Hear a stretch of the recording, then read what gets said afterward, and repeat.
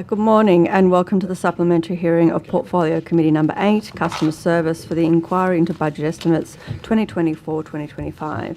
I acknowledge the Gadigal people of the Eora Nation, the traditional custodians of the lands on which we're meeting today. I pay my respects to elders past and present and celebrate the diversity of Aboriginal peoples and their ongoing culture and connections to the lands and waters of New South Wales. I also acknowledge and pay my respect to any Aboriginal and Torres Strait Islander people joining us today. My name is Emma Hurst and I am Chair of the committee. Today the committee will examine the proposed expenditure for the portfolio of local government. I ask everyone in the room to please turn their mobile phones to silent. Parliamentary privilege applies to witnesses in relation to the evidence they give today. However, it does not apply to what witnesses say outside of the hearing, and I urge all witnesses to be careful about making comments to the media or others after completing their evidence. In addition, the Legislative Council has adopted rules to provide procedural fairness for inquiry participants. I encourage committee members and witnesses to be mindful of these procedures. Welcome, and thank you for making the time to give evidence. I'd like to remind Mr Whitworth that you don't need to be sworn, as you've already been sworn before this committee during this inquiry. Thank you. For all other witnesses, could I please ask you to state your name, position, title, and swear either an oath or an affirmation, starting with the witness to my left. Ashley Hines, Acting Director Investigations. I swear that the evidence now about to be given by me shall be the truth, the whole truth, and nothing but the truth, so help me God. Thank you. Erica van den Hernet, Executive Director, Local Government. I solemnly, sincerely and truly declare and affirm that the evidence now about to be given by me shall be the truth, the whole truth, and nothing but the truth. Thank you. Mr Bruce? Michael Bruce, Director of Communications and Media for Crown Lands, Local Government and Property and Development, New South Wales. I swear that the evidence now about to be given by me shall be the truth, the whole truth, and nothing but the truth, so help me God. Thank you. Today's hearing will be conducted from 9:15 to 1 p.m. with a 15-minute break at 11 a.m. During this session, there will be questions from the opposition and crossbench members only, and then 15 minutes allocated to the government for questions at 10:45 a.m. and 12:45 p.m.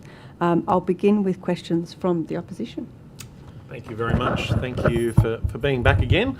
And from the outset, I'd foreshadow that our questions today, we did, of course, have a range of questions that we couldn't ask at the last hearing due to the court proceedings at the time. So, as I think we foreshadowed at that time, that we wanted to come back and ask those questions when we would be able to answer them. So thank you for making yourselves available to do that today. That's okay, Mr Farlow. I feel like I'm almost a professional witness at this point. I would ask that if questions are directed, that they be directed through me. They will be directed Thank to you, you. Mr Whitworth. Thank you very much. And I preface that in a sense by saying that while you're here, we might have the opportunity, and other members as well, to ask you some other questions, but I don't think we're necessarily be going to 1 o'clock today. So, Mr Whitworth, just going back to that Section 430 investigation into Liverpool Council, and the question to be answered, why was the recommendation to suspend the council changed between 11:27 on the 10th of July and 5:17 on the 10th of July? Thank you, Mr Farlow. I hope you don't mind. That's a very simple question, but there's quite a degree of complexity. I'm happy for complexity to be added to the debate. If you don't mind, I'd like to take you through some of the process and what we were thinking at the time. I think it's important also to remember that we were dealing with quite serious issues in terms of what was coming out of the investigation. We'd flagged the WHS concerns that the staff of the council were raising. There were questions about the decision making on staffing issues. It appeared, if not political, then at least partial. There were appointments of people with political backgrounds. There were terminations of people that seemed to be of a partial nature. The interaction of council laws in the compliance and the planning issues seemed to be concerning. There was mayoral involvement in executive staff decision making, and councillors were writing to the minister raising concerns about the decisions, the funding allocations that, in terms of some of the funding allocations that were being made, the staffing allocations. I also had councillors seeking the sacking of the council. So all of this is the context why this is a very serious issue. And from when I received the interim, the first draft of the interim report into the Section 430 investigation, I also received And a can I just draft briefing pause note. on that point? What date was that in terms of when you received that interim draft report? I received the draft Yep. on the 28th of June. Okay, thank So you. you will see, if you have access to some of the discovery documents, that there is a reference to it being a birthday present for me. So the 28th of June was the Friday, the 29th is the Saturday. That was my birthday. I spent the 30th of June reading the report and reading the briefing note. Happy birthday. Well, interestingly, Spotify has told me that the 30th of June was the day that I spent listening to Spotify the most. There you So go. 7 hours. So that gives you an indication as to what I was doing on the day after my birthday. So I think, first of all, I've got a draft briefing note. So I'll put aside the interim report. Let's focus on the draft briefing note. I've got a draft briefing note that's been given to me that says, yes, we should suspend the council. This is as early as the 2nd of July. And in doing that, it's not abundantly clear on what grounds we should suspend the council. And again, this is where the complexity and the nuance needs to come in. There are different ways in which a council can be suspended under the Local Government Act. A council can be suspended under Section 430I, which is based on an assessment that the governing bodies function against criteria in Section 413E of the Local Government Regulation is poor or dysfunctional. So you need to prove that. You also need to identify that the functioning of the governing body has so broken down. There is also an ability to suspend a council under Section 438W, and that suspension occurs during a public inquiry if it's in the public interest to do so. It's effectively a way of making sure that whilst a public inquiry is going on, that there are no adverse decisions. I think you can read that potentially into the legislation and look at the second reading debates and so on. But it only allows a suspension until the public inquiry is complete or until there is an election. And so we're talking about 2 months effectively out from an election. So a suspension under 438W without a postponement of that election would only see the council suspended for effectively 2 meetings, and one of those meetings would have been the caretaker meeting. So I think, thinking about that context, I'm going, all right, we have this great degree of concern. We've got these incredible pressure points around the increasing tension in the workforce and the conflict with the mayor. I've got councillors calling for termination of their council. I've got fear of reprisal happening. Into that mix, we get the allegations about the record destruction being brought to OLG, and all of this is in the heightened environment of an election campaign that is well and truly in full swing. So there are a number of options available to me, and I'm debating which one of these options should be suitable. So, and I think that what you can see that I'm asking myself, should we do nothing and just go straight to the public inquiry? Should we be looking at a suspension and try and make the argument that it's a suspension under 438I with the notice of intent process and the detail that we need to identify? My challenge is the council has the ability to make decisions. They're not so dysfunctional that they can't get quorums. They're not so dysfunctional that they can't get a majority decision on issues. So I think I have to rule out that 438 process. And then I'm back with 438W, which only gives me a suspension up until the end of the election, unless there is an ability to postpone the election. So everyone has focused in this conversation about the suspension of the council, and I don't think that's the right thing. They should have been focusing on the issue about whether we should be postponing the election. And if I can actually take you back to what Minister Honig said during the last budget estimates, where, and I'd like to quote this because I think it's important. But I do say, Mr. Farlow, that the decisions about Liverpool Council weren't difficult. They make themselves. The only difficult decisions were, with the election coming up, do you interfere with the democratic process or don't you? And whether you should suspend them during the public inquiry or not. So my mind is going, should we postpone the election? But I also have an understanding from the Minister, and he's made decisions about Cootamundra Gundagai, he's made decisions about Snowy Monaro, that he wasn't keen to suspend elections. I think he also said during the budget estimates, the previous budget estimates, that it's not something that he likes to do. He doesn't like to interfere in that process. So this is my decision making. So I'm on the 2nd of July, I've got a briefing note that says to me we should suspend. I'm still nervous about that. On the 8th of July, I write an email to my staff, including my legal team, where I talk about an options analysis. I talk about, is suspension in the public interest if it's only for 2 weeks? For 2 meetings.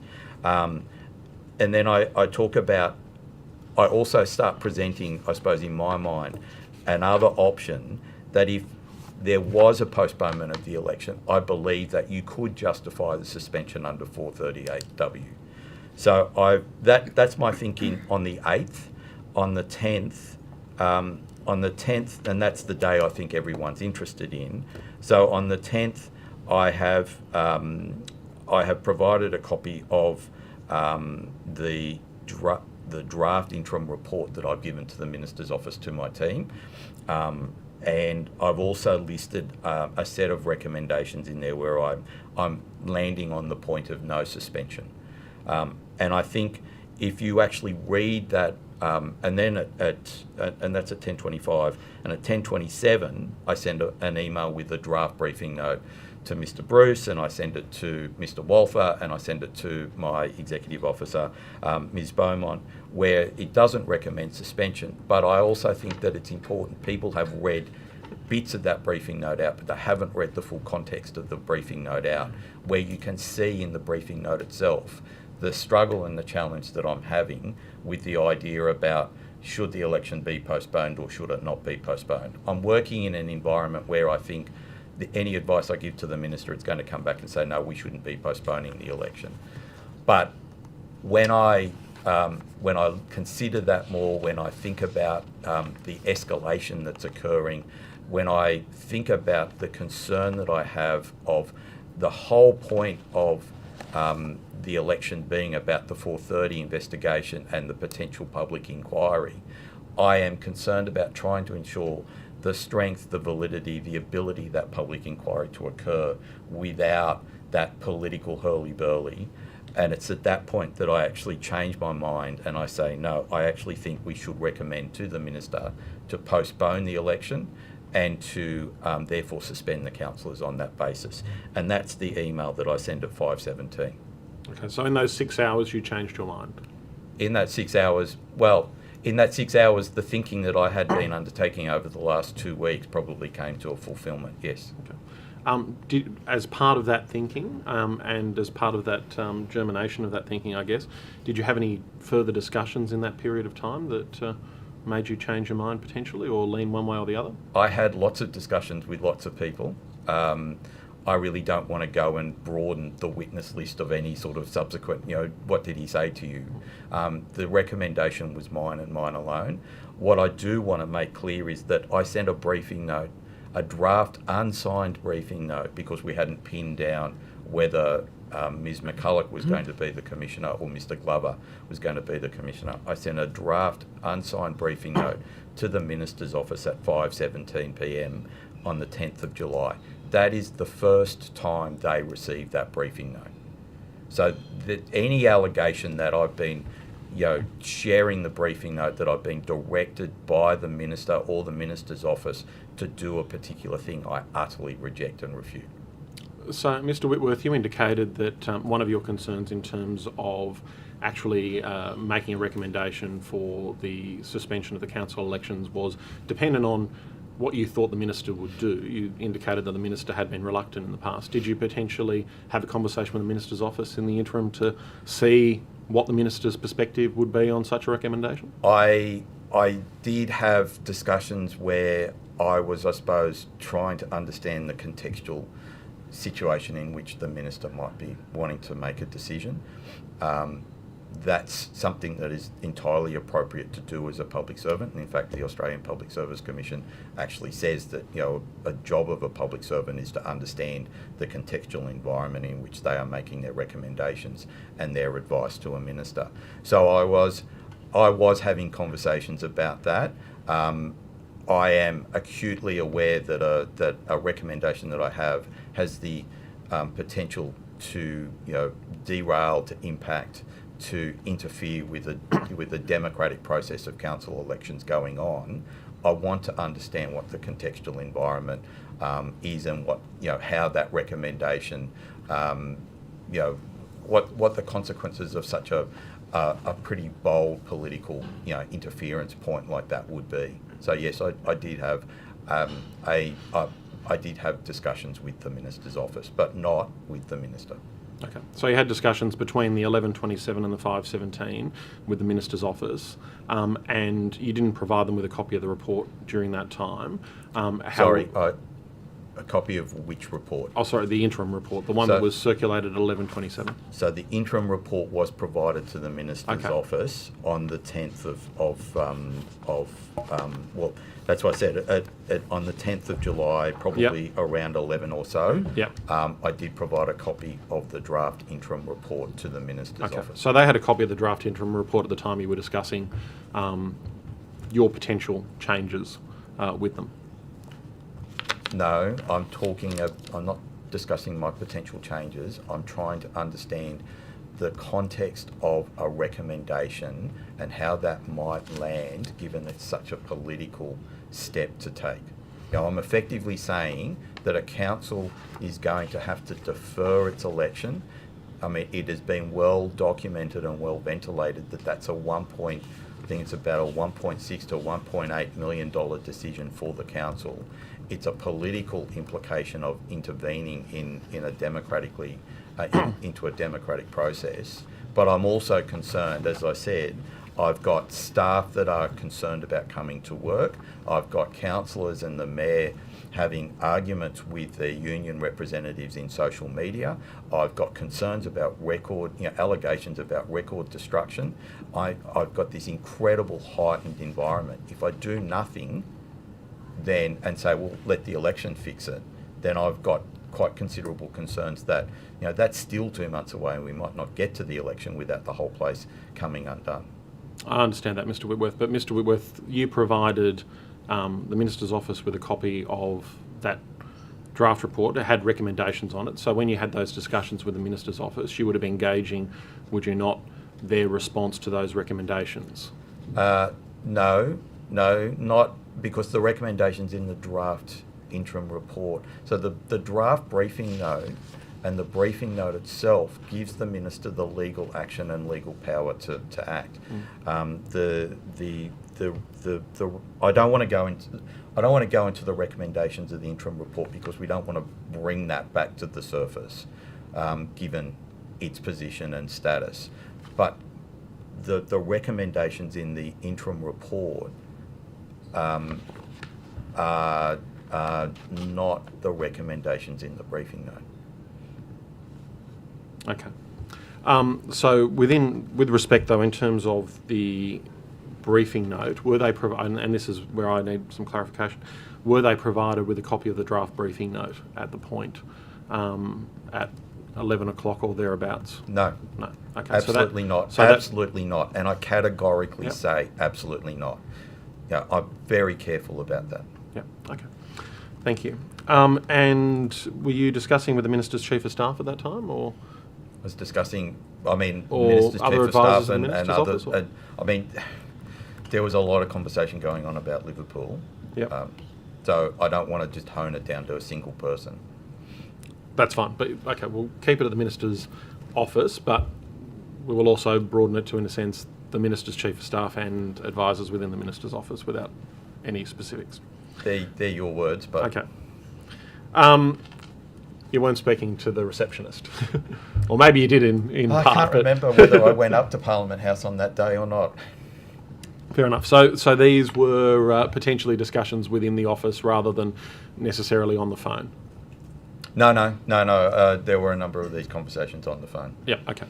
And Mr. Whitworth, with respect, you mentioned in terms of the discussions you were having, or the thinking you were having in terms of whether it was Ms. McCulloch or Mr. Glover who were appointed as the excuse me in my terminology in this. Thank you. What made you land on Mr. Glover in the end? It was an availability issue. Okay. And was that informed during that day, or was that Yes. informed at another point in time? Okay. Yes, that's a whole other interesting story, given that we had to track down Ms. McCulloch, and she was overseas, and we also had to track down Mr. Glover, who was in court. And yes, Okay. it was a very busy day. I can imagine. As was our last hearing for you as well. Absolutely. And now, is Liverpool City Council still under investigation as per Section 430 of the Local Government Act? Yes. Yep. Thank you. And what investigatory work has been undertaken since the publication of the interim report into Liverpool City Council on the 18th of July 2024? I think that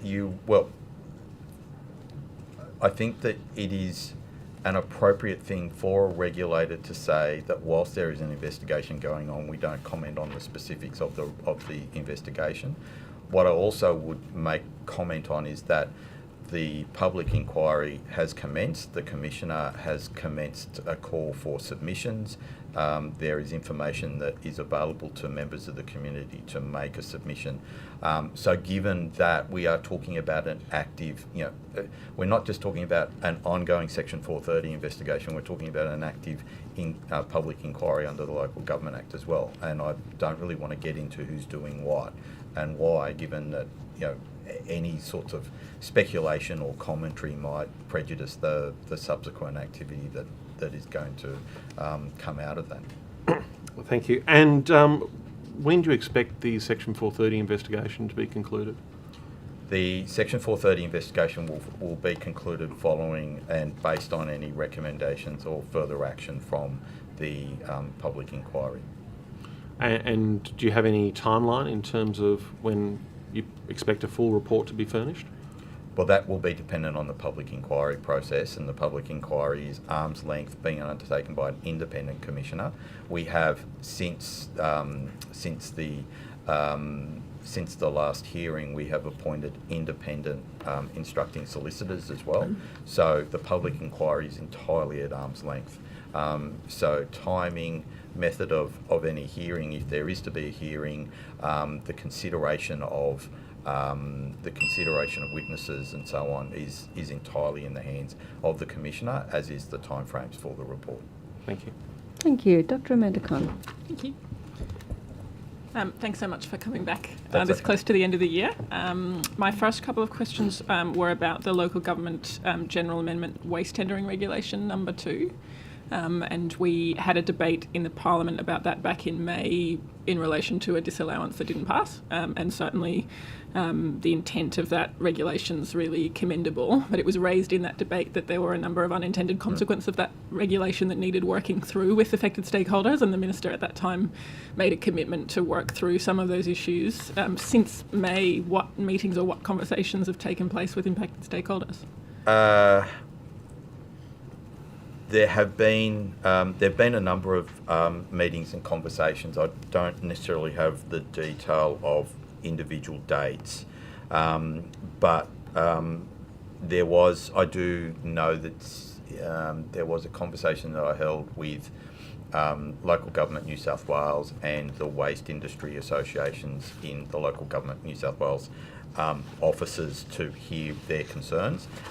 We also had a round table in June, which we held with Local Government New South Wales, local government professionals, the Waste Industry Associations, Transport Workers Union, and the USU and Office of Local Government, and I think EPA were involved in that as well.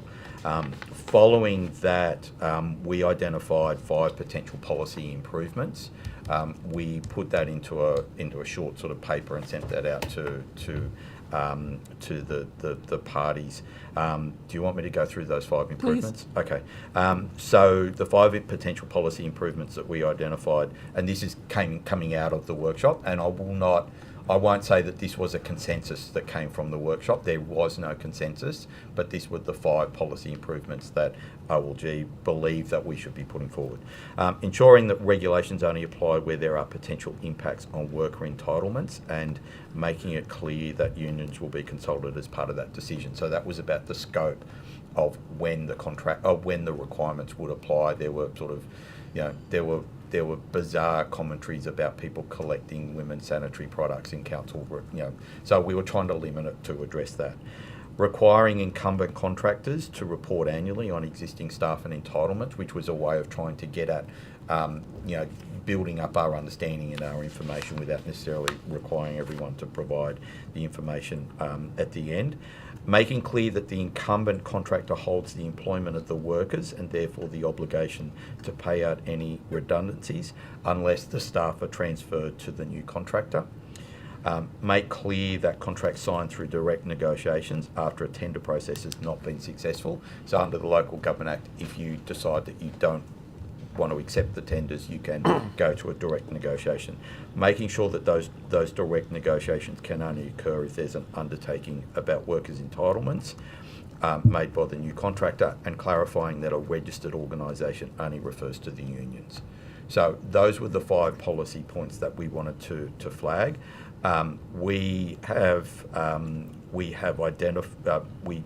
We've received feedback on those. Again, no consensus. I wish there was. We are going to go back. We look at that. And I actually have it with me to settle, but advice to go back to those participants to the round table to say this is what I'm going to put to the Minister to be embedded into the regulation. Okay, thank you. That's very helpful. And what's the time frame for those next steps?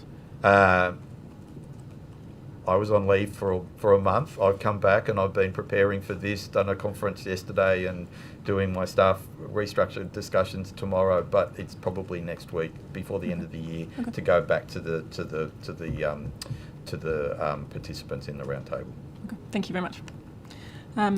I also wanted to ask for an update on the progress of the rollout of the apprenticeships and trainees program. I think last time we were in an estimates hearing that was anticipated very soon.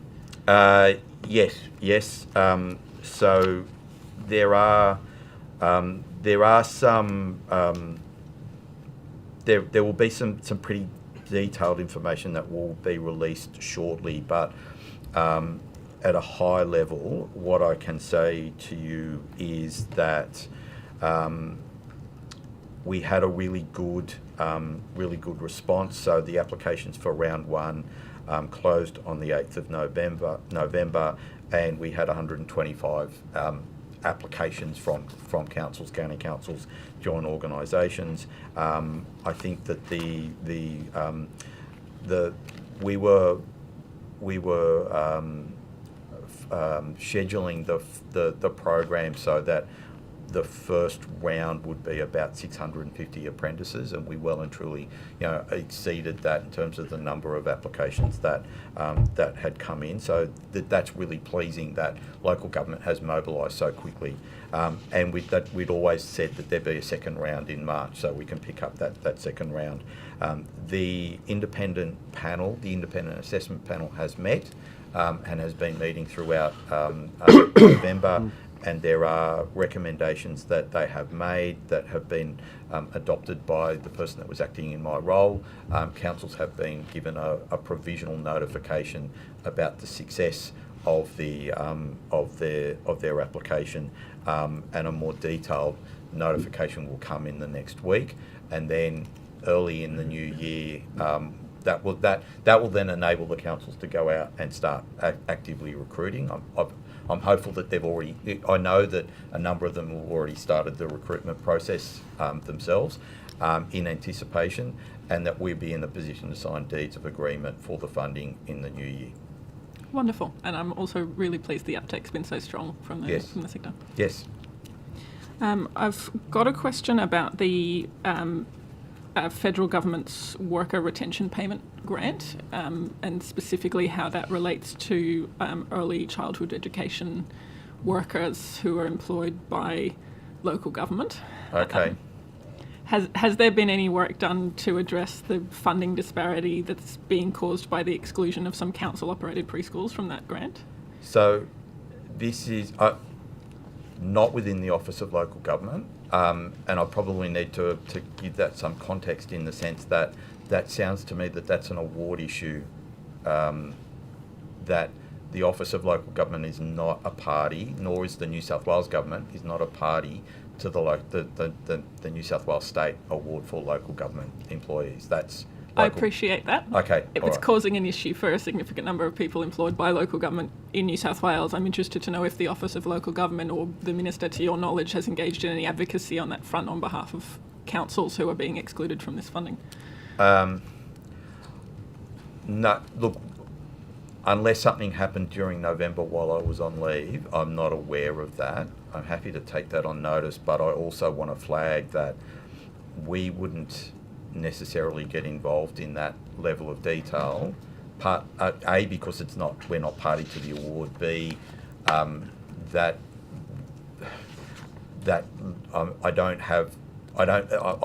do not have visibility over that area of government activity and government policy. I'm not quite sure who is the regulator or the policy holder of that area. Because it's like, I understand your question to me because it's local government, you believe that I've got an input and a role there, but I've made the point before that, I don't necessarily know what councils are doing from an environmental protection standpoint because the policy holder and the regulator is the EPA, as an example. So an early childhood issue sounds to me that it's much more in education's bailiwick, but I'm happy to take that on notice and see whether that's a matter that we can follow up with the Department of Education. Thank you. I appreciate you've taken it on notice. I will put the same question to the Minister for Education next year as well, and I appreciate that you're not a party to the agreement, but on many other issues, the Minister for Local Government and the Office of Local Government have taken on a facilitation role or an advocacy role or an education role on issues that impact the local government sector, even when it's not directly your responsibility. So to clarify, that's the intent of my question. Mm-hmm. Thank you. Okay. Thanks, Chair. Good morning, and thank you all for coming here today. Mr. Whitworth, I wanted to ask you a little bit more about, at the last estimates, we discussed the additional $37 million that had been allocated to bolster the capacity of the Office of Local Government. And you told the committee you were working on a dedicated companion animals team or area within the department. I just wanted to try to get some more information. Has anything sort of progressed since our last discussion on that space? Yes, Ms. Hurst, we, before I took my leave, I provided I provided my staff with a draft change management plan that set out a new structure for the Office of Local Government, and as part of that new structure for the Office of Local Government, I'm specifically proposing the creation of a new, effectively a new branch within the Office of Local Government that would deal with companion animals policy and programs, that it would have a separate director that would bring together the staff from the programs, like the grants area, the pet helpline, the people working on the pet registry, and also would have a policy focus. I think I made a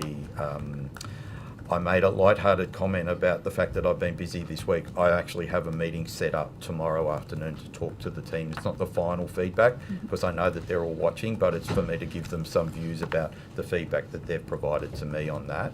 I think a lot of people see a lot of sense in that, but it's just the question about some of the policy issues about and how that works. Yeah, thank you. Have you got any idea about how many people will be sort of employed in that team?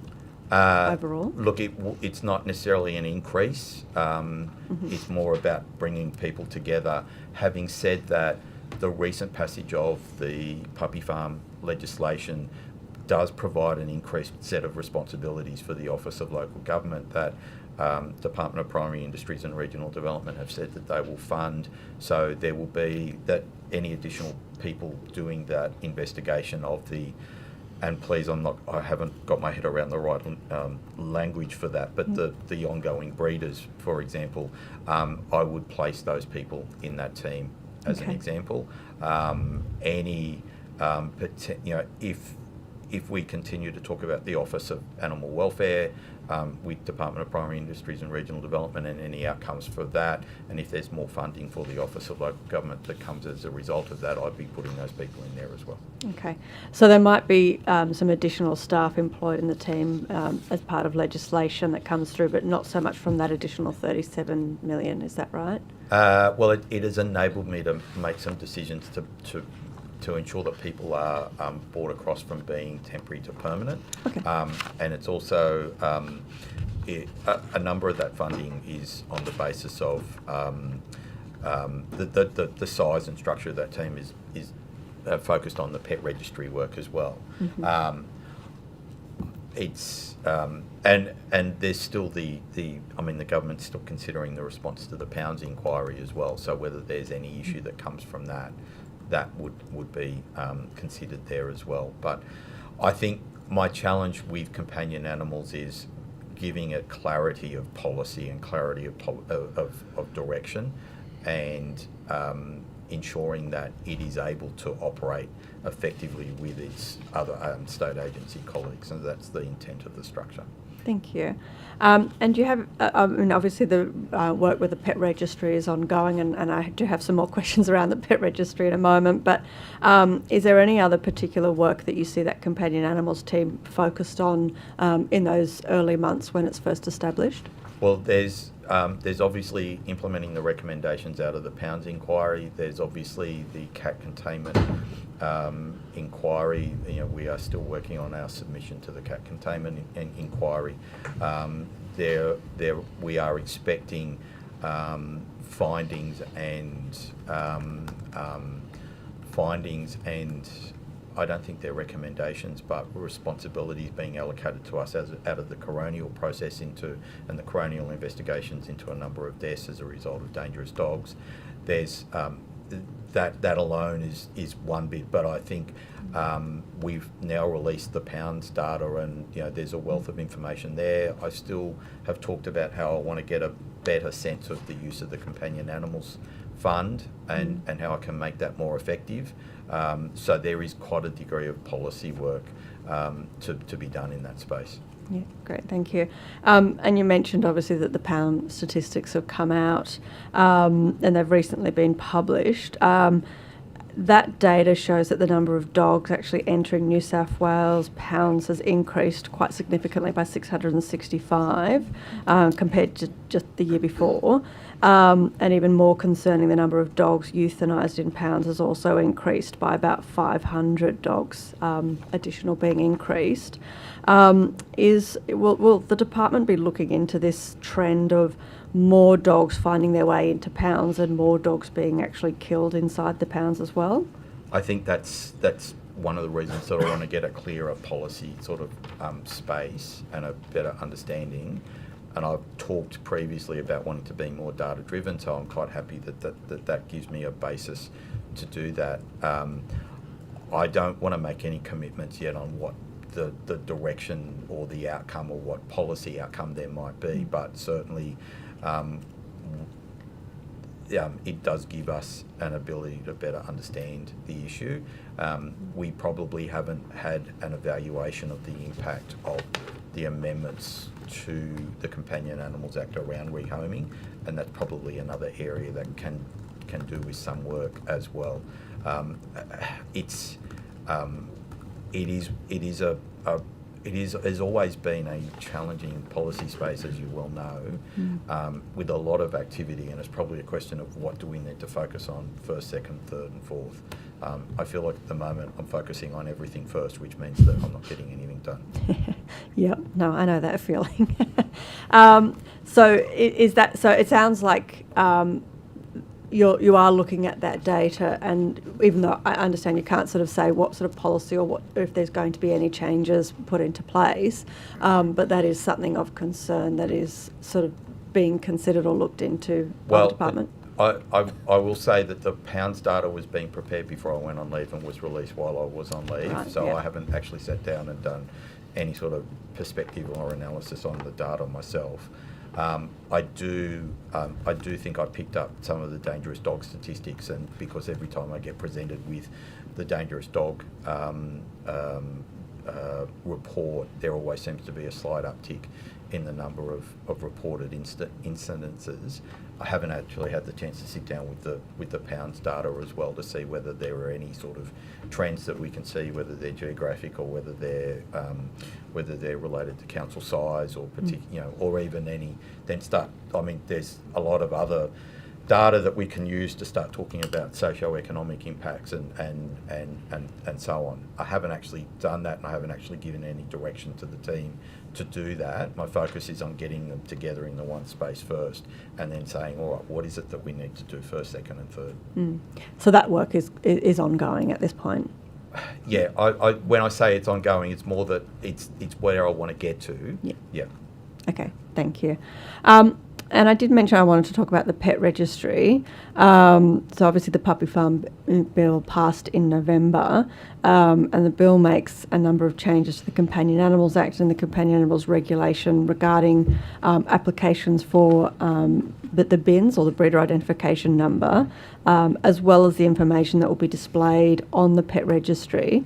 Are you aware if OLG has commenced any of the work to implement those reforms for the pet registry, or when that work will start to begin, if it hasn't started already? We've commenced conversations with DPIRD about it, and I think we've ensured that it's been flagged in the conversations with Department of Customer Services, who are, they are the agency that is building the pet registry for us. My first focus in terms of pet registry is to deliver on Link My Pet, which was the first commitment, which we are working to do early in the new year. But in terms of the build of the pet registry, we've been talking about IT terminology, but the roadmap that we need to build in. So the roadmap talks about the creation of the registry itself, the creation of the Link My Pet function, the creation of the various portals, the creation of the breeder identification number. So we're aware of that, and we're building that into the roadmap. Great. And I think, I think we spoke about this a little bit last time, but I think previously the department wasn't sure if the puppy farm bill, obviously because it hadn't passed at that stage, whether there would be increased costs to the development of the pet registry. Now that the bill has passed, and it does impose quite a few new requirements on the pet registry, do you know what those additional costs are going to be that are associated with that, and is that going to be covered by the Department of Agriculture? I don't know what the precise costs are going to be. We do have a commitment from Department of Primary Industries Regional Development that they will cover the costs for that. I haven't got a detailed work program, a work order, conversation yet with Department of Customer Service on that. So I can't give you a breakdown. They're saying it's going to cost that much and they've got that much money, but we're all aware of it and talking. Great, thank you. Opposition. Thank you very much. Mr Whitworth, just returning back in terms of the timeline and the like, and I know you can't outline a timeline for when this will be concluded, but you outlined that Mr Glover, of course, has been appointed as Commissioner. How long is that appointment for? I don't believe that appointment is for the term of the public inquiry. It's not a time Okay, it isn't time limited at all. No. Okay. And I take it that's the same in terms of council assisting and the like as well? Yeah. Okay. And with council assisting the public inquiry, was there an open tender done on that process at all, or? Council assisting? Yes, Holding Redlick have appointed as council assisting, is that No, correct? we've appointed Holding Redlick as the instructing solicitors Okay. There's a distinction between counsel assisting and the instructing solicitors. Counsel assisting is more of a process that I understand comes from a conversation. You know, I would prefer. I think what's safest for me is to get you some advice, as you know, take that on notice and give you some advice on the appointment of counsel assisting, because there's a process and it involves the commissioner and government approval of, because you're effectively appointing a barrister. Yeah. But your question, sorry, holding Redlick. Yep. We did use a panel process. I asked the department's legal team to undertake a process to see who the most appropriate instructing solicitors would be, and I know that they had at least 3 different legal firms that they talked to. Okay. And that determination in terms of who was the most appropriate firm, was that made by you, or was that made by on recommendation of the staff, or? That one, can I take that on notice in terms of who made the specific decision for the procurement approval? I don't remember signing or approving that, but I do know that I was part of the consultation process for the approval. If not, I potentially did approve it. That's fine. That Take it on level of notice. detail eludes me. And were the Minister or his office consulted on that appointment? Thank you. I'll hand you over to my colleague, Ms McDonald. Thank you. Oh, sorry, actually, one further question. In terms of the reference for the public inquiry, how were they constructed? How were they constructed? Yes. They, the terms of reference were part of the briefing note that was prepared. I think we utilised similar terms of reference for similar inquiries in the past, probably adapted them. So the Wingecarribee inquiry that Mr Glover undertook, the Central Coast inquiry that Ms McCulloch undertook, and potentially even the Balranald inquiry. Thank you. And further, in terms of the determination for both a 430 and a 430U inquiry into Liverpool Council, has that been standard with other investigations, as you've outlined, for instance, the Central Coast Council or Wingecarribee? So these processes all tend to sort of arrive in different ways. So with Balranald, as an example, there was a performance improvement order, so there was a process under that. I can't recall in the advice given to me whether there was a 430 investigation that preceded that. Central Coast was quite an urgent matter, obviously, because of the seriousness of the issues that were in front of us. So I don't think there was a 430 investigation there. I suppose, you know, if we want to talk about a theoretical, a theoretical best case world, you'd use the powers under 734A of the Local Government Act to build an understanding of the information available. You'd use a Section 430 investigation to actually interview witnesses, and if you were concerned, you'd then either impose a performance improvement order or you'd move to a public inquiry. And I think if you look at what we've done, that's what we did. We started with Section 734A preliminary inquiries. I sent a number of those off to the council. We believe that we had the grounds for a 430 investigation, which we commenced, and that led to the inquiry. And sorry, I'm being advised that I did approve the appointment of Holding Redlick on recommendation from the legal team. Thank you. Ms McDonald. Thank you. So when we had the last budget estimates on the 5th of September, I believe, or we know that the discussion paper was released with regard to Code of Conduct, and I think you had a submission close-off date on the 15th of November. Did you receive many submissions, and how many did you receive? We extended the submission timeframe till the end of November, Okay. which I think was greatly appreciated. Potentially not as long as what some people had wanted, but I think in terms of some of the precise numbers, I know that we exceeded with more than about 200 more than 200 submissions, and I think it's in the vicinity of about 220, 230. We received both written submissions and people that filled in the feedback form. Okay. And so now what is the process after you've received the submissions, and do you have a time frame of when there will be a new code of conduct? Well, it's not as simple as producing a new code of conduct, Ms. McDonald. So the council conduct framework and the discussion paper talked about a number of elements. It talked about changing meeting practices. It talked about updating the code of practice. It talked about the appropriate tribunal or jurisdiction and methods to consider misconduct, definitions of misconduct.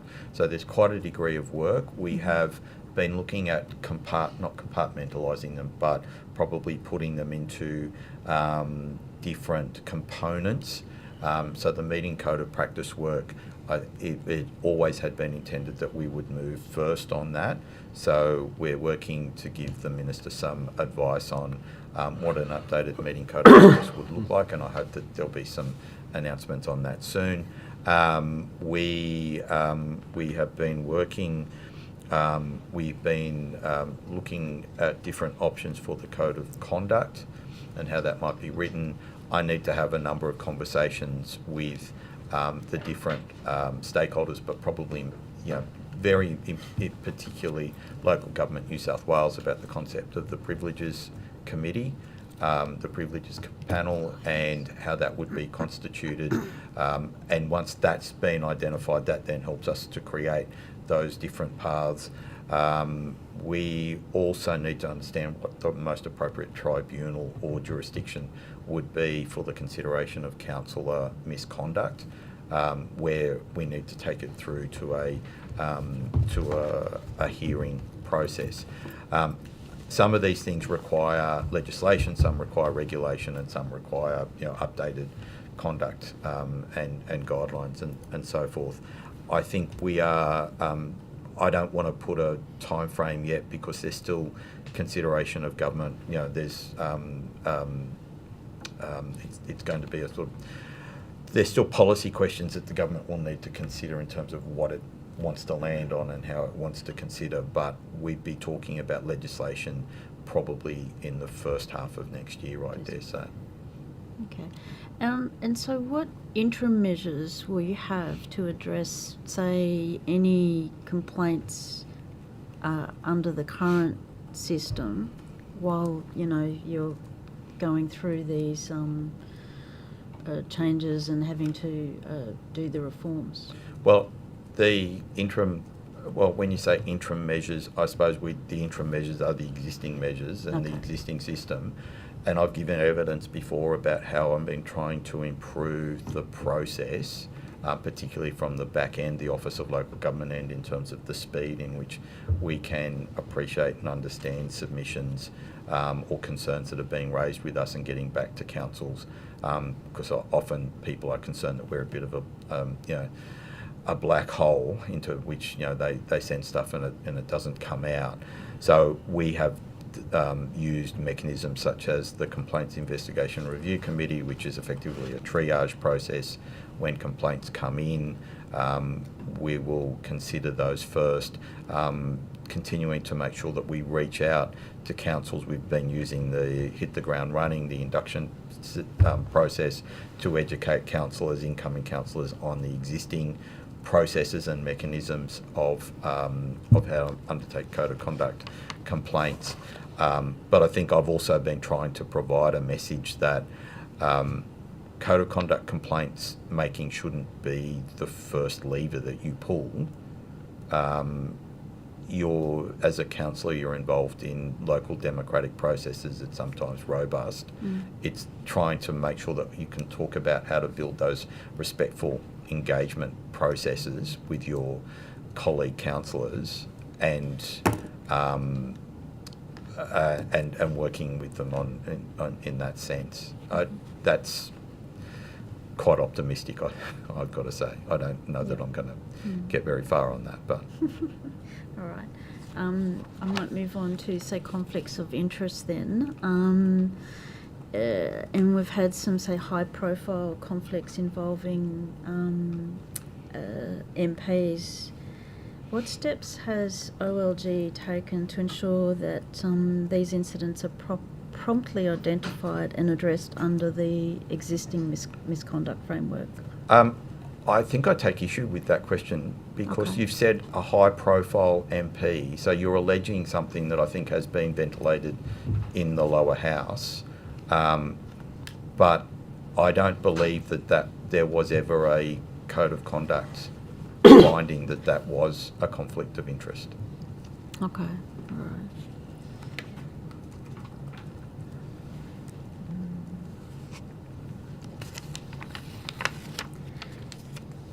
And are there any measures taken to restore public confidence in council decision-making processes? That's a fairly broad question. Would you like to give me some more specifics or particulars on what you're trying to... I think it refers to the previous question, so I might take that one off. Okay. And I'll just ask a few more questions with regard to the apprenticeship scheme. Yep. And it's fantastic that you received so many applications on that.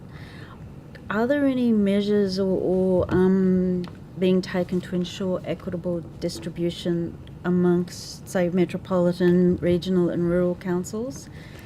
When we produced the guidelines, we wanted to make sure that we could use disadvantage factors in how the funding and the grants would be allocated. So there were assessment criteria that were prepared for the assessment committee. Now, I was on leave during November when the assessment committee met, but if I was here, I wouldn't have been party to those. We had an independent chair. We had representatives from the sector and training services, as well as Office of Local Government people.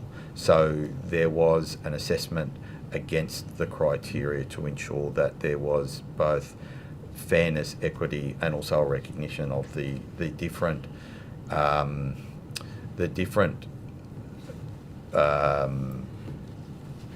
challenges, I suppose, that exist between metropolitan and regional councils in terms of hiring staff and being able to mobilise quickly. So we used the disadvantage factors that are similar, and adapted the disadvantage factors from the Grants Commission and applied those, which I think you're probably familiar with. Yeah, and so just on that, did any councils express concern with their capacity to participate in the program because of, say, maybe disadvantage? And if they did, what support is there for the councils with limited resources?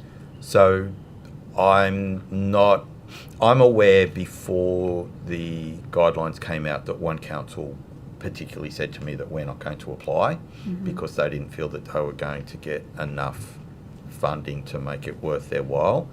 I'm also aware of another council that wanted to use a general training organisation to procure their apprentices and trainees, and we specifically said that we wanted the money to go to local councils rather than to third-party organisations, whether they're non-government or whether they're profitable organisations. So they're the only two that I know of, but as I said, whether there were any others that were specifically concerned. I think we have 128 councils in New South Wales. We've got 150 auditable entities that were open to apply. We had applications from 125. Yeah, okay, that's good. Yeah. And this might be too soon to ask, but does the program intend to create sustainable career pathways for apprentices within local government? And what steps are being taken to address potential attrition? Well, It might be too soon in the It is, but I also want to point out that the principle behind the apprentices and trainees and the government's commitment to increase the number of apprentices and trainees by 15% was to address the fact that in local government at this point in time, the oldest cohort of its workforce are its skilled workers. And so those workers are contemplating retirement now. And so this program was designed to ensure that we could take advantage of their skills and their capacity to be supervisors, and to enable them to retire knowing that we had a group of people that would come through and replace them. And I say that on the basis that there is nothing in the program that guarantees those apprentices and trainees will have a job in local government after their apprentice or traineeship is complete. But we expect, given the nature of the workforce, that there will be roles within local government that they can take up. But if that fails and they don't, we still have trained people that can work in, particularly in regional areas, which is gold, to deal with housing, infrastructure delivery, service delivery, childcare, operation of childcare centres, and so on. So this is an investment not just in local government, but in building regional capacity as well. Yeah, okay, all right. I think that's all. I have some questions about the RSPCA. So, does OLG have a robust acquittal and reporting process with regard to any grants or fundings? I think that's a very broad question. You're asking me specifically about RSPCA and particular grants, but you've asked me that more broadly. Well, if we said it with, is the RSPC New South Wales subject to robust acquittal and reporting processes? So I think those grants that we have provided to agencies and authorities and councils post the grant administration guide, I believe are robust and thorough and appropriate. There is a transition process. I mean, we're talking about the Office of Local Government here. We're talking, it doesn't take us much to go back to the Stronger Communities Fund and the concerns that were raised via this House about the operation of Stronger Communities Fund, and I'm dealing with that legacy process and recovering from that. So I'd like to say that we're on a continuum of rigour. Any grants that we are issuing now, we're using the Smarty grant process. We're ensuring we comply with the Grants Administration Guide. I've been working to try and go back and look at things, starting with Stronger Communities Fund, about how councils have been applying and how we've been acquitting grants. The reason I say all this is that RSPCA has a number of grants from us that sort of bridge that gap. Mm-hmm. So some were post-Grants Administration Guide and some were pre-Grants Administration Guide. But what I can say to you is that we do require them to provide us with acquittal reports, and for them to document how they are meeting the commitments that they said that they would meet in terms of particularly capital works, or when we provide them with the 20.5 million, the updated provision of services that they are undertaking. Thank you. Ms Abigail Boyd. Thank you very much, Chair, and good morning to all of you. I wanted to ask about There were 3 performance improvement orders that were issued to the councils, the 3 councils that were in administration prior to the last election. Has there been any cases previously where a PIO has been issued to a council before it has elected councillors? No, I don't believe that there has been. I'm looking through my memory to see where we were with the New England Weeds Authority, because it's still an ongoing situation. But Ms. Boyd, do you mind if I sort of elucidate a little bit on what those performance improvement orders I think that'd were? be really useful, because on the face of it they seem quite strange. So those 3 councils, Central Coast, Balranald and Wingecarribee, all came into administration for different reasons. Central Coast had financial concerns, Wingecarribee had governance concerns, and Balranald had a combination of finance and governance concerns. They had been under administration, and the administrators were undertaking a number of pieces of work to bring that council into a better performance environment. So there was a trajectory of reform that they were undertaking. That trajectory of reform included things around governance processes and delegations. They included financial accounting and reporting processes. They included investment processes and looking at revenue and so on. Those reforms are not yet complete. So in all 3 cases, the trajectory of reform is ongoing.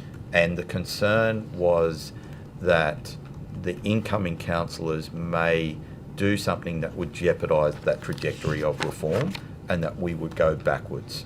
And we are talking about 3 councils that are already fragile, for the want of a better word, in terms of their governance and their finance. So the performance improvement orders were about setting up guardrails to make sure that if the council wanted to make a decision, it doesn't prevent them from making a decision. It just sets out requirements. It sets out requirements that if they wanted to terminate their general manager, they need to get my concurrence. They wanted to make a change to delegation, they need to get my concurrence. Fundamentally change their financial or their resource approach, they need to talk to the ARIC. So if we focus on Central Coast Council, they were put into administration, 5 years ago? How many years did they spend in administration? I think it was, I thought it was 2021. Sure. Okay, maybe that's correct. So 3 years of administration then. It seems like it was longer as a resident of Central Coast without a democratically elected council. But when we look at what a performance improvement order is for, it's sort of in the name. It's about improving performance, not stopping democracy getting in the way of reforms that an administrator has already put in place. Under which aspect of the regulations was this PIO made? And I'm looking in particular at Local Government Regulation 2021, Clause 413D, that talks about the criteria to be considered by a minister issuing a performance improvement order. And it's all about where a current council is failing to comply with responsibilities, where there are significant risks facing the council, previous intervention attempts have failed, whether council business is being disrupted, whether there's a pattern of inappropriate behaviour. We know from the letter that was sent to the Central Coast Administrator by the Minister that he was very pleased with the performance of council and didn't think there was a need for improvement. So under which aspect of the regulation was the order issued? So you've also neglected to talk about the legislation, so the head of power.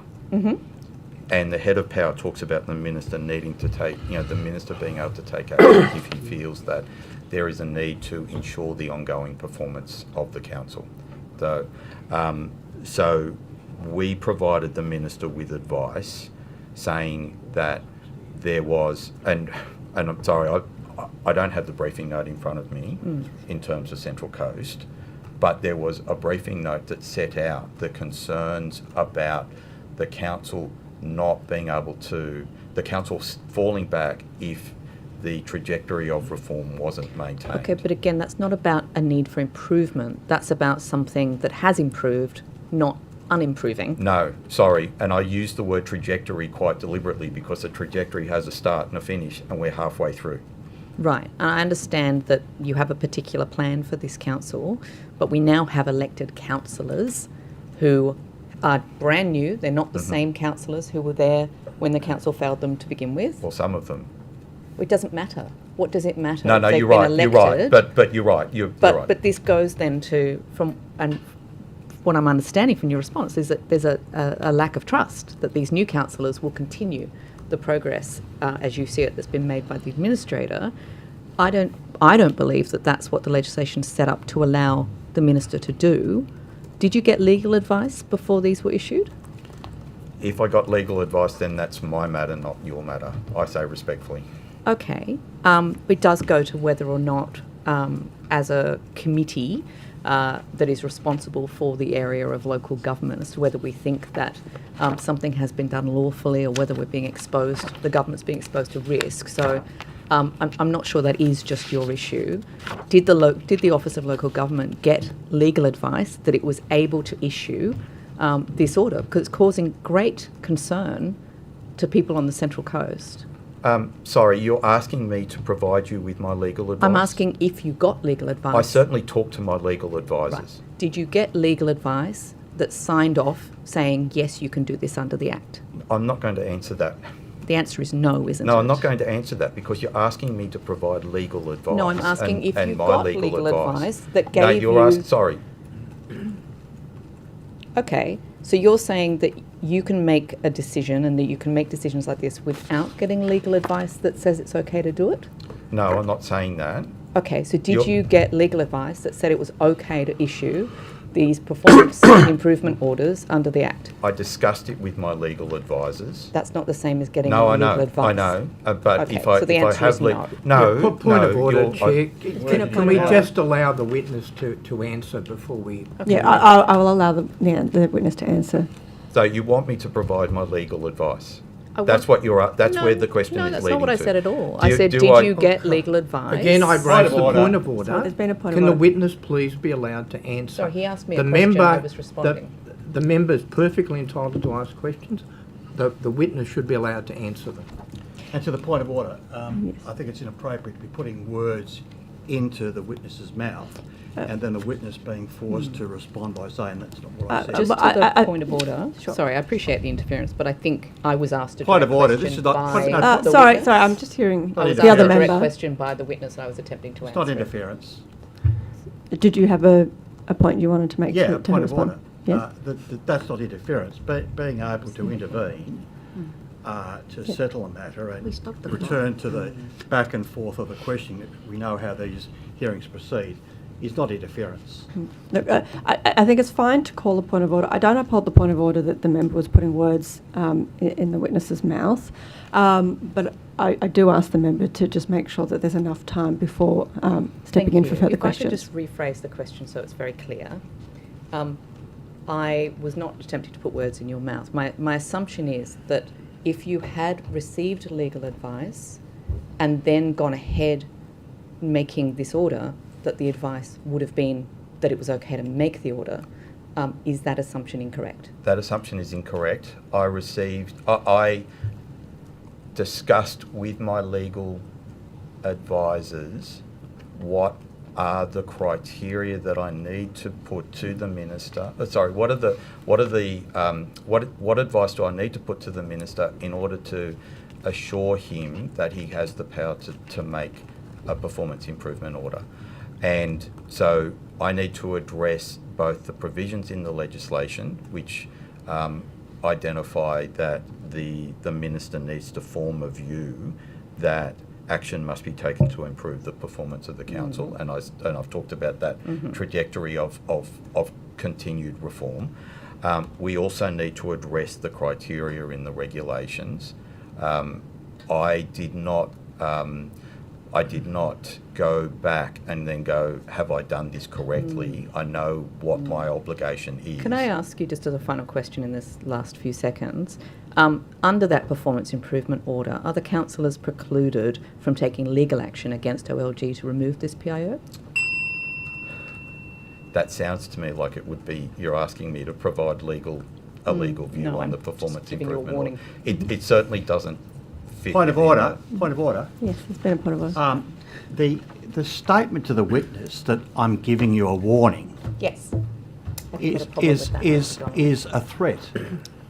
No. I don't think it was To- intended well, as a threat. No, to actually say to a witness here, providing evidence, this is a warning. Okay. To is the point clearly of a threat. order, it was a friendly warning that legal action is probably So it coming, was a not something warning. that's. So it was a warning. I mean, that's a threat. Talk about to a Well, I witness. don't think that was a From me. threat coming from the member themselves. Well, what was it? It's being It was a particularly comment. It was discourteous. perhaps a slightly inappropriate comment, but Well, I it was asked for that a in friendly comment. And I asked for that comment to be withdrawn. And I refuse. That's Thank a you. threat. I don't agree that that's a threat.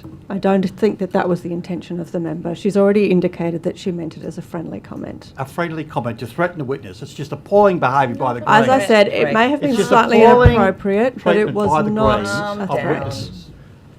No, Dr. stop Amanda- making Appalling threats treatment, to if you like. witnesses. Order. Dr. Amanda Conn has the floor.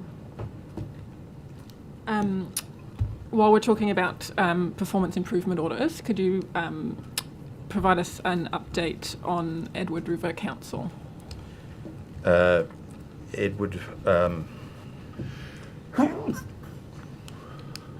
Could I just, Chair, ask to remind the witness that if he needs to take a matter on notice because of the Sorry, complexity... point of order. Point of Why is order. Mr. Donnelly just interrupting yeah. my time? You can't just No, make no, a comment. No. Mr. Donnelly, this is a very experienced witness, and he's very familiar with the roles of these inquiries and when he can take something on notice. thank you. So we received our second compliance report on the 22nd of October, and that's currently being assessed. The final report is due to the Office of Local Government by the 28th of February 2025.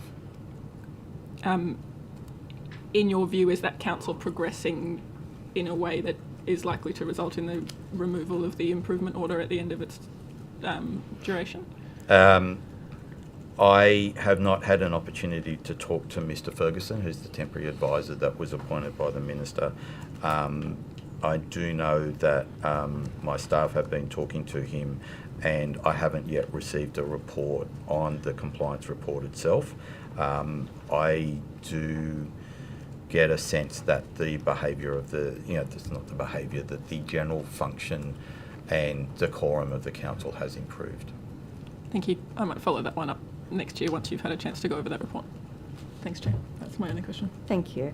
I'm going to throw back to the pet registries. I've just got a few follow-up questions in regards to that. I just want to know if the changes from the Puppy Farm Bill will then affect the rollout current time frame of the pet registry, and whether work has started in regards to sort of reworking out a new timeline for the pet registry rollout. The pet registry rollout has always been done in stages. I think I said earlier that the next stage is the Link My Pet function, and then I suppose the question that we will need to address through our update of the roadmap is where does the changes necessary for the breeder identification numbers impact the work in terms of the delivery of the portals for vets, rehoming organisations, councils and so on. I don't have an answer to that at this point because it's still work that is in progress. Yeah.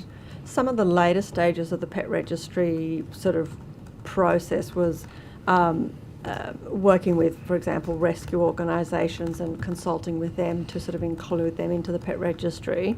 Are you expecting those parts to then be further sort of delayed because of these new things having, because my understanding is that there is a timeline for the puppy farm legislation to come into effect, which is one year. And so I assume that will take some priority. Will that then affect the rollout of some of those other areas like rescue groups? I don't think I can answer that question at this point until we've had a chance to understand what sort of work is involved and how it impacts the roadmap. As I said, I saw the roadmap, updated sort of draft roadmap for the first time yesterday. since I returned from leave, so I really haven't had a chance to delve into that. And the puppy farm legislation only passed towards the end of middle of November, end of November. So it is a concern, and if I'm faced with challenges between a legislative deadline and a nice to have time frame, then I'll need to go with the legislative deadline. Thank you. And in regards to the stage 2 of the registry rollout, I know at the last estimates in September we were told that that has been delayed. And looking at the Pet Registry website, it seems that stage 2 of the work is still ongoing. It hasn't been completed. Do you know what the cause of that delay is, and when we can expect to see the stage 2 rollout completed? So I think there's differences in terminology. Stage 2, I think you're talking stage 2. I think I'm talking Link My Pet. Yeah. Link My Pet is like all, IT or capital infrastructure builds. As soon as you give a time frame, then of course there's going to be a delay or slippage of some sort. But we are working. We have changed our work method on that to go from what's called an agile to a particular time frame based approach. So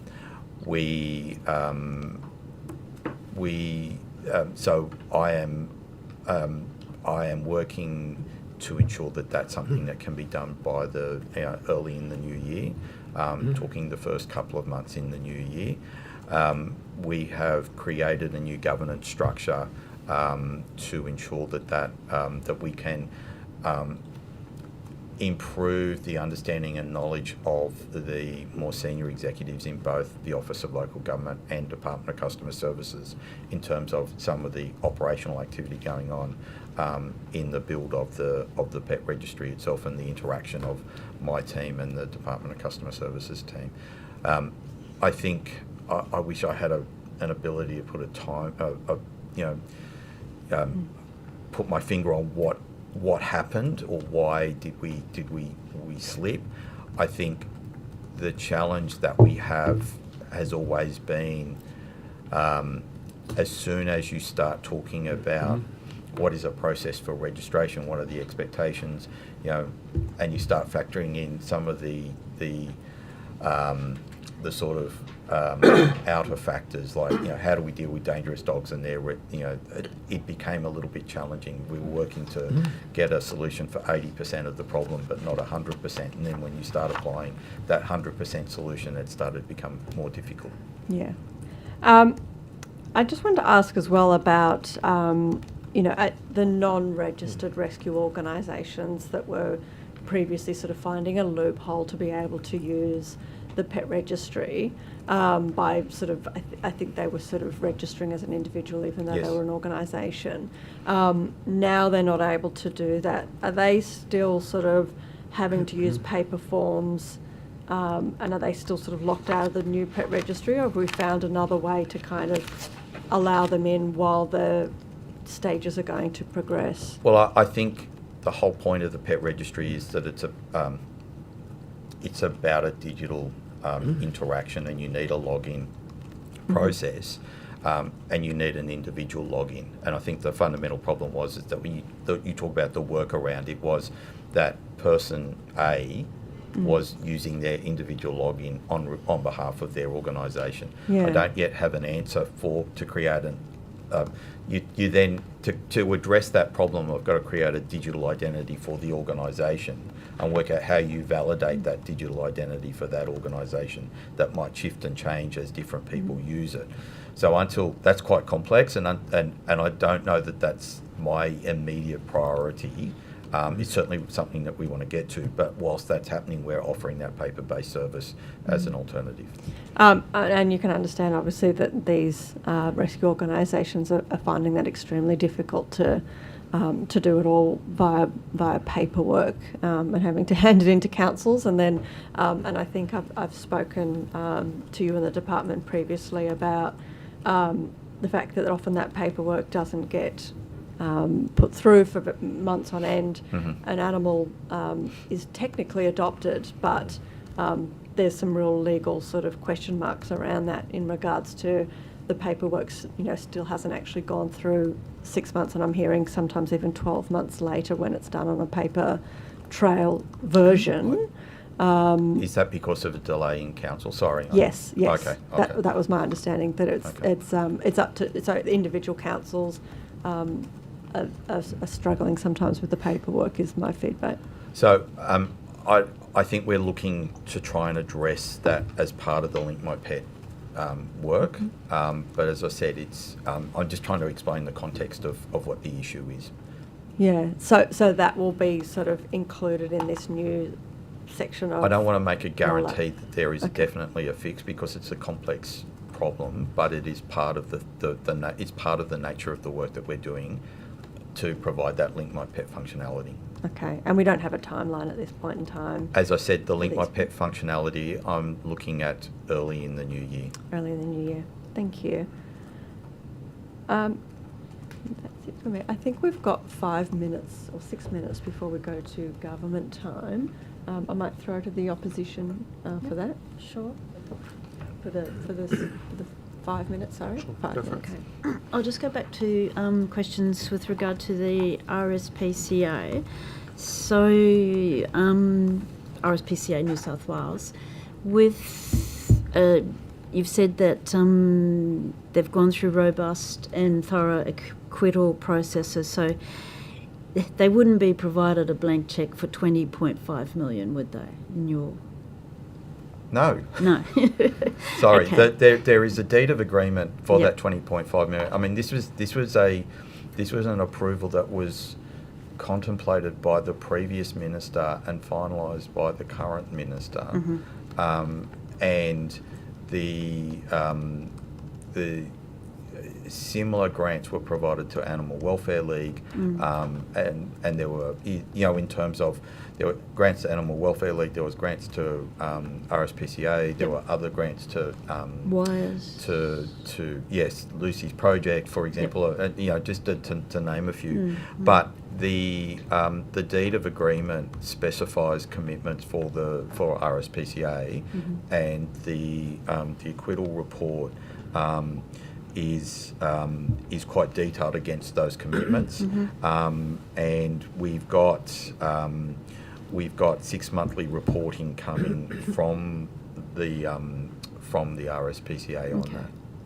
And so, to your knowledge, in that deed of agreement, would they have spent any on building and construction projects? Well, there were multiple grants to the RSPCA, so there was a.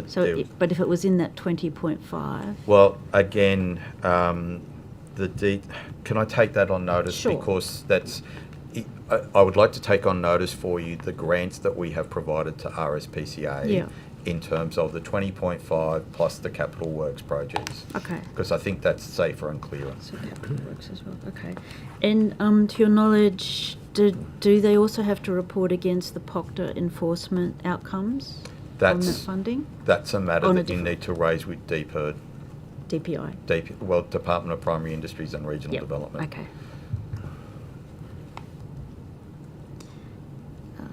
Okay.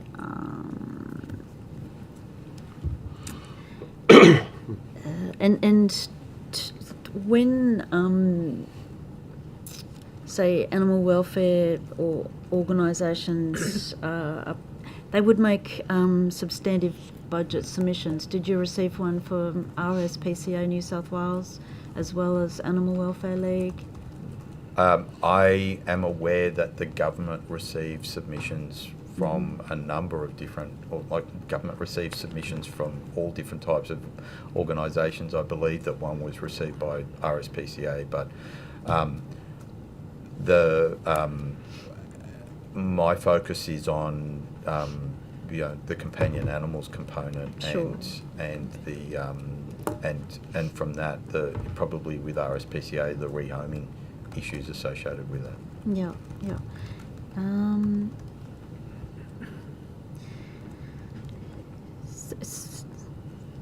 So you might just take on notice. So you think so the minister would also receive the submission from RSPCA?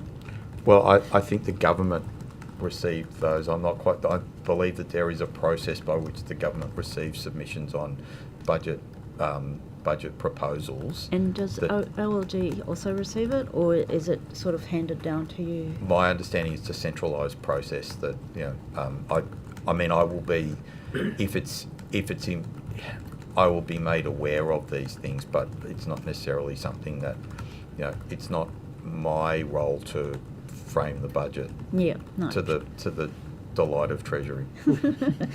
And just my last question, so with regard, now the RSPCA have been notified of their funding and it's significantly reduced, how will this affect councils and their pounds? Do you think there'll be more cost shifting onto local government, charities and rehoming organisations? I take issue with the word cost shifting. I mean, Sorry. councils have an obligation to provide pound services under the Companion Animals Act. How they do that is something that we leave them the authority to do. I think I've given evidence before that some councils choose to form contractual arrangements with RSPCA. Yep. Some councils form contractual arrangements with Sydney Dogs and Cats Homes.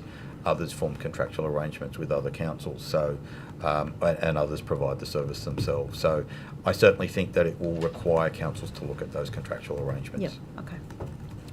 Thank you. Government questions? I'd just like to provide Mr Whitworth with the opportunity, if there's any additional information on any matters that have been raised that you'd like to provide that information to the committee, please feel free to do so. Mr Primrose, I think I'm comfortable. Thank you. I've taken a few questions on notice, but I'm comfortable. Okay, thank you. No further questions. Right, thank you. In that case, we will break and return at 11:15. 15.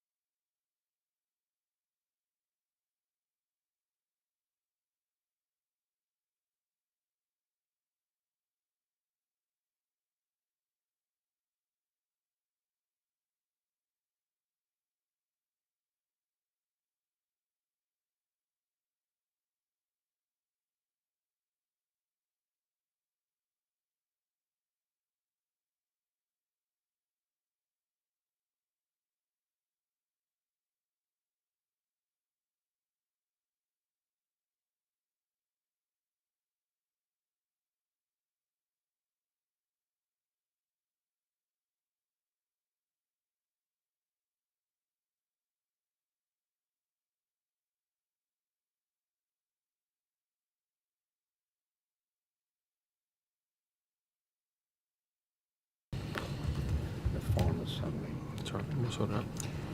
Thank you, and welcome back to the inquiry into budget estimates. I'll indicate that we're going to throw to questions from the opposition.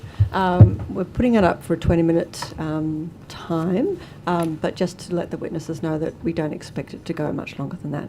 Thank you very much. Thank you. Thank you. I just have, during the last budget estimates, there was a bit of a debate, and you alluded to it just before, between, say, responsibilities OLG and DPI.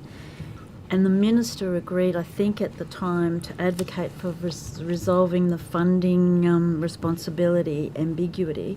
Do you know if he's advanced that at all, or done anything? That's Probably certainly a question. it's probably a matter for government policy in terms of how that gets done and the mechanisms. Certainly, there is very close alignment between the work of Ministers Honig and Moriarty, and there is, frequent, if not daily, conversations between the Office of Local Government and Department of Planning, Industry and Regional Development. Primary Industries and Regional Development. The extent to which we need to come together to deliver the puppy farm legislation, the implementation and introduction of the Office of Animal Welfare, there's a lot of work that gets done on that. I don't know that I can say much more because it's up to the Minister to go to government with a policy proposal on how we can get greater integration and address some of the things that he made a commitment to at the last estimates. I might follow up with the Minister next budget estimates. And just for clarity, I think the 20.5 million to the RSPC was through Smarty grants? Is Yes, that what it they probably call it? was because it. And so that would have been subject to those guidelines? Yeah. that Yes. The granted. Yes. No. That grant was definitely subject to the grants administration guide. Yeah. So the decision. So that grant lived between two governments. Yes. It was a decision to offer the grant initially that was taken by former Minister Tuckerman. Yep.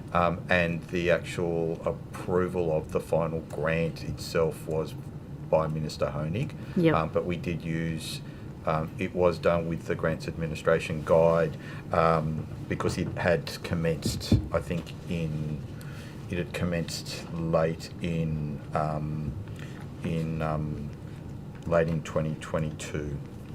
So I do remember when I was preparing the paperwork for that collection of rehoming grants to Minister Tuckerman, the Grants Administration Guide was the key process for, the key consideration and the key process requirements that we needed to meet. And this one you might have to take on notice. Do you remember which year had record funding for animal welfare and which government delivered that funding?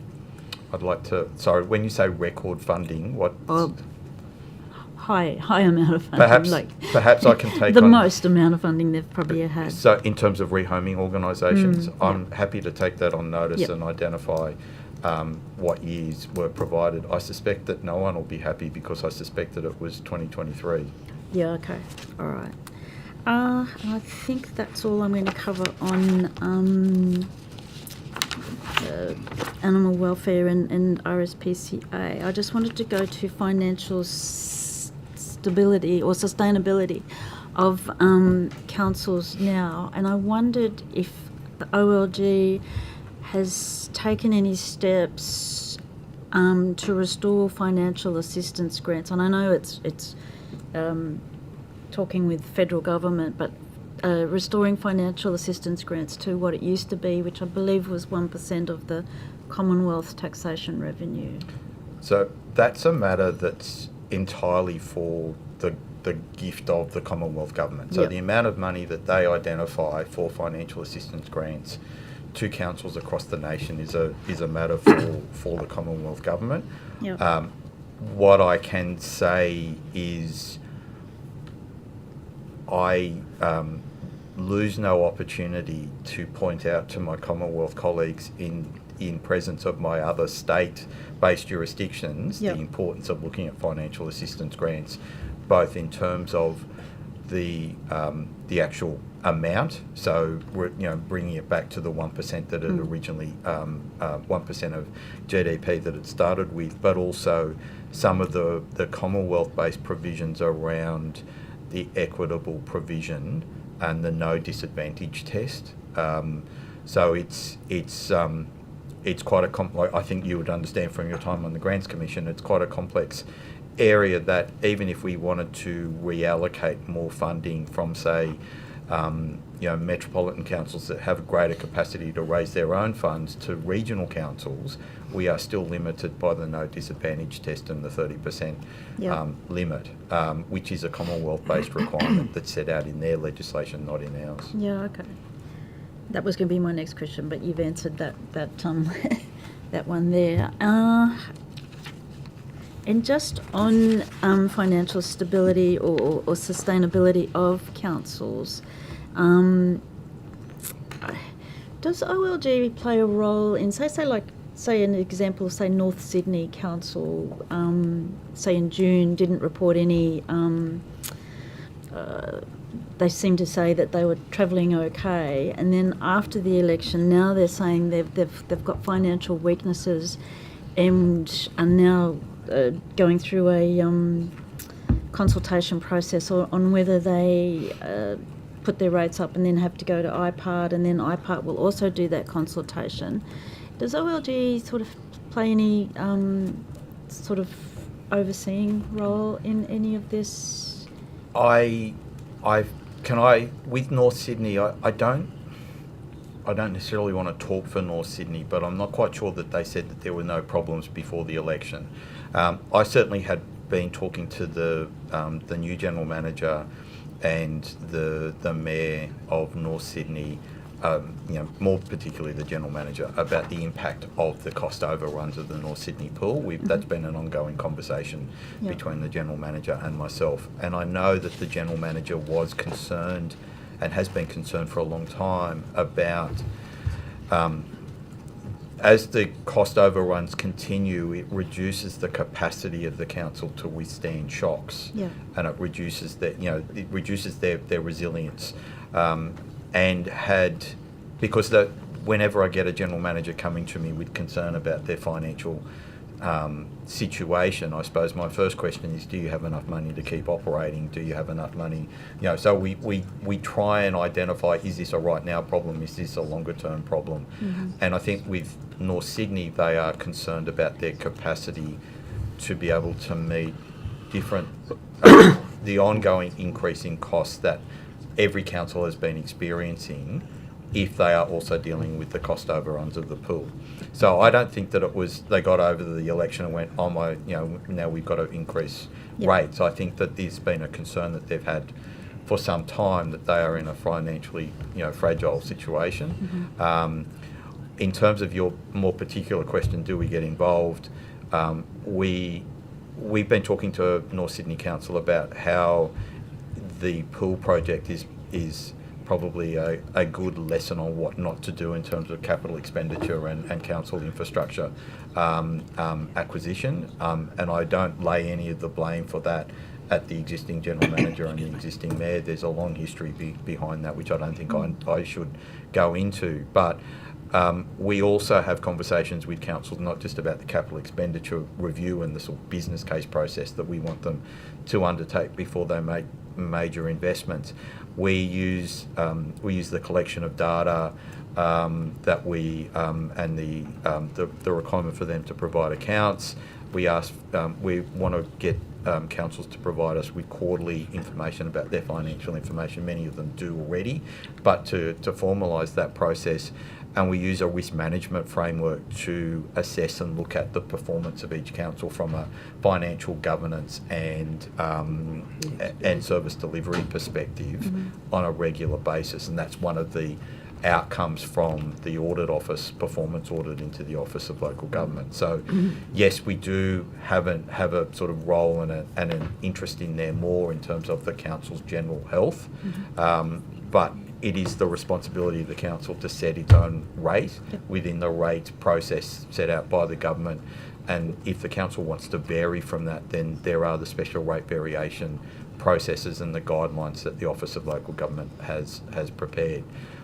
I think you'll also be aware that the Financial Sustainability Inquiry by the State Development Committee has provided its report, and the government is in the process of considering that. We have until the 28th of February to provide a response. Yeah, okay. I have some other questions, but I might leave them as supplementary questions and based on that report as well, and ask my colleague to. Thank you very much, Mr. Whitworth. Just to conclude, in terms of Ryde City Council and the acquisition of TG Milner Field in Marsfield, has the Office of Local Government undertaken any valuations of that field? I'd like to take that on notice, but I don't believe it's not our job to undertake a valuation of that. I should also make clear that with TG Milner Field, I had made a declaration of a potential conflict in that my father is friends with the director of the North Ryde RSL, just so that that's clear. And I had tried to absent myself from all decision-making processes on that. If we can have a conversation in the theoretical, it's not the Office of Local Government's job to undertake valuations of land acquisitions that councils are going to undertake. But in recommending to the Minister whether he should approve a council undertaking a compulsory acquisition, we want to make sure that the council has sufficient funds or available funds to undertake that acquisition, and that has to be a realistic estimate. It can't be, well, we think we can get such and such for this land. It's got to be a realistic estimate taking into account the operation of the Compulsory Acquisition Just Terms Acquisition Act, which says that any, boiled down effectively, it says that the value that a landowner has should be free of what the acquiring authority wants to do with it. Yes, so Mr. Whitworth, in this instance, while you'll take it on notice as to whether, and I take your conflict of interest potentially as well, but let's try to zoom out into the abstract.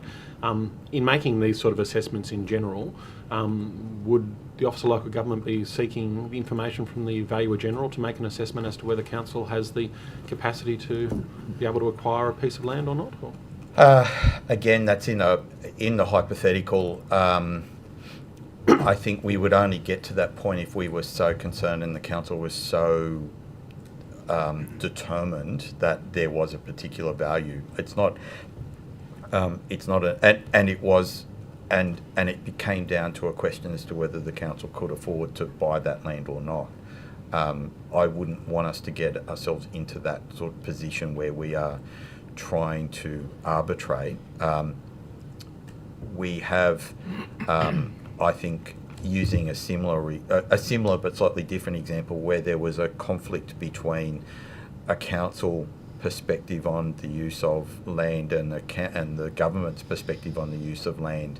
We had to take an examination on what we thought was the most appropriate, and I'm searching for the words that were in the briefing note, but the best public interest outcome in terms of whether we should agree with the council and let them acquire the land despite a government objection, or whether we should uphold the government objection. So if that was the same sort of issue in another situation, then we'd have to look at what was in the public interest and how far we needed to go down that path.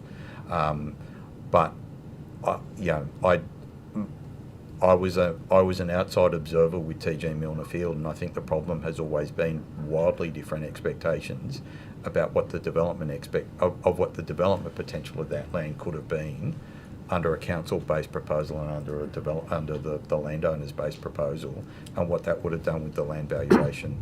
So let's go through, in a sense, not abstract or hypothetical, but a question of fact. What is the process that a council has to undergo in order to undertake a compulsory acquisition?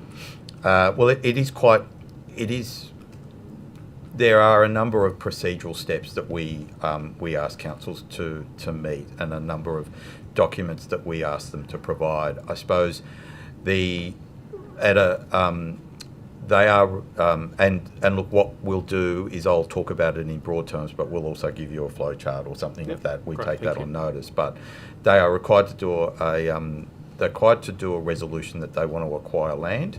They are required to seek to negotiate with the landholder the potential acquisition of that land. It's not a mandatory process to undertake to take a negotiation, because sometimes there is a need for emergency acquisition of land in which they'll come to the government. But the expectation is that if you can come up with an agreed compulsory acquisition, that is a better outcome. So that is the case of the council saying, we'd like to acquire this land, we have this power and authority, here's the value that we expect, and then there is a conversation that happens between the landowner and the council. Where the landowner and the council agree and they're following a compulsory acquisition path, then they seek the minister's approval on the basis that it's an agreed compulsory acquisition, and the minister then will have the ability to recommend that to the governor, and the governor approves it.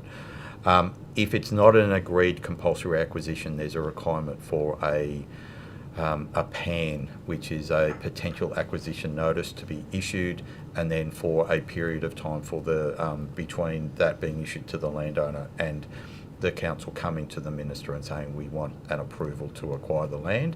The council must seek the minister's approval to a potential acquisition notice, so that is a two-stage process.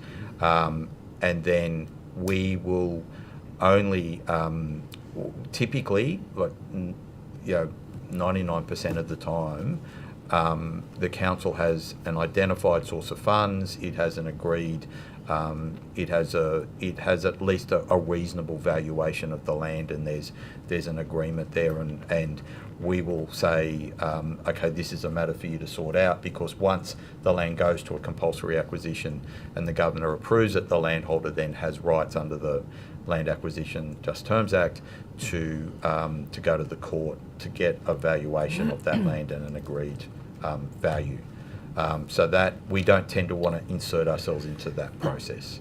But I think there are certain times where we just don't think that this is in the council's best interest or the public interest to be pursuing a compulsory acquisition that will then place further threat on the financial capability of that council, particularly if they end up with a court case telling them that they need to acquire the land and they have no ability to fund that acquisition.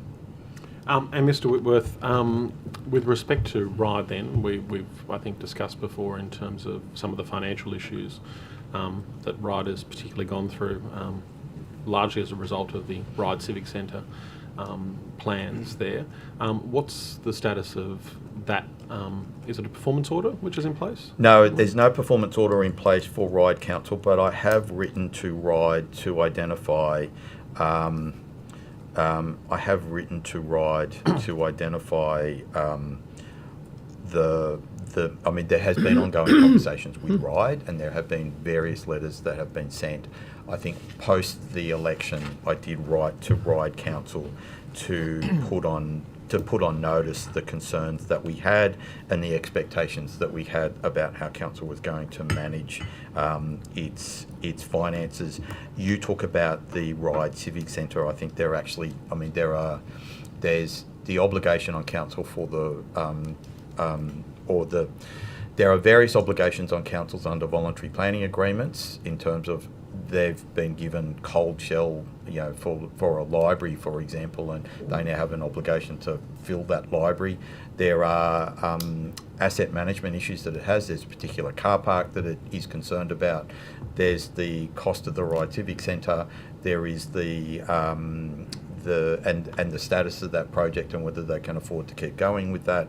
There's also the TG Milner Field acquisition, and given the extent of infrastructure development and investment and expectations of development in Macquarie Park, obviously that places a lot of focus of the council on how they need to deliver those, deliver the infrastructure for the growing community in that area.